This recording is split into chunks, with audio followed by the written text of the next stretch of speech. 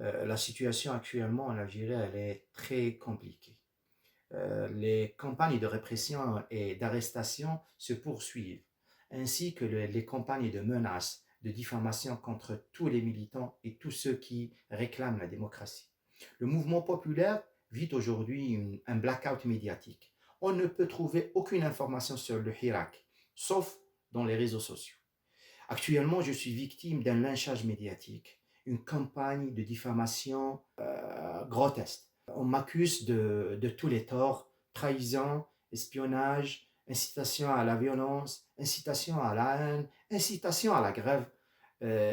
Et tout ça parce on est affiliés à des organisations internationales, à savoir l'International des services publics, Industrial, WITA. Aussi, les recommandations de la Commission d'application des normes de l'OIT en 2019, c'était des raisons pour le gouvernement algérien pour me mettre en prison. Le gouvernement algérien pense que c'est un acte de trahison de porter plainte devant un comité international. Malgré toutes les provocations et le recours excessif à la force, le peuple revendique son droit pacifiquement. Le système judiciaire met arbitrairement des centaines de jeunes militants en prison en raison de leur position rejetant l'autorité de facto et les résultats des élections du 12-12-2019. Ces élections désignant M. Abdelmejid Tebboune comme président de la République algérienne. Comme tout le peuple algérien, je suis contre les élections du 12-12 et je refuse les résultats de ces élections imposées par la force. Tous les Algériens, aujourd'hui, savent que M. Abdelmejid Tebboune n'est qu'une façade civile du pouvoir de facto. C'est pourquoi vous trouvez que la plupart des Algériens le rejettent en tant que président, car il est incapable d'apporter le véritable changement que nous souhaitons en tant que peuple qui revendique la démocratie. D'un autre côté, je crois que ces élections non démocratiques auront des conséquences désastreuses sur les libertés en général, ainsi que sur les libertés ou l'exercice du droit syndical en particulier. Par exemple, après la dissolution administrative du Sénatec, les autorités algériennes ont récemment recouru à l'épilation au siège du SNAPAP. Et maintenant, c'est le tour de la Confédération syndicale des forces productives, COSIFOP, assiégée jour et nuit par la sécurité, me cherchant pour m'incarcérer, ce qui nous a obligés à fermer définitivement le siège jusqu'à nouvel ordre.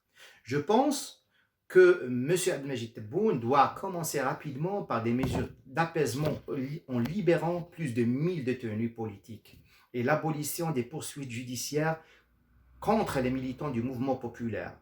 S'il commence vraiment par un amnistie à tous les détenus politiques et ouvrir des enquêtes sur les juges qui ont contribué à leur emprisonnement abusif, le peuple va croire que ces appels de dialogue sont sincères.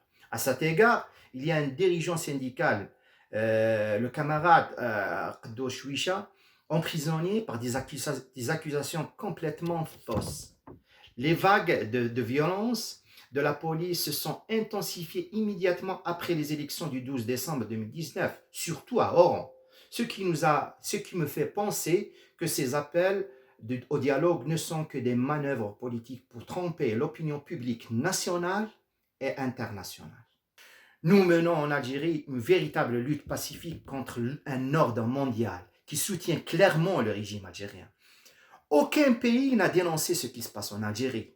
Notre lutte est pour une justice sociale en Algérie et partout dans le monde. J'invite tous les syndicats du monde à se solidariser avec le peuple algérien et à briser le blocus médiatique sur le mouvement populaire algérien qui revendique la liberté et la démocratie. Notre lutte est votre lutte et notre victoire va mener sûrement à votre victoire. Merci à vous.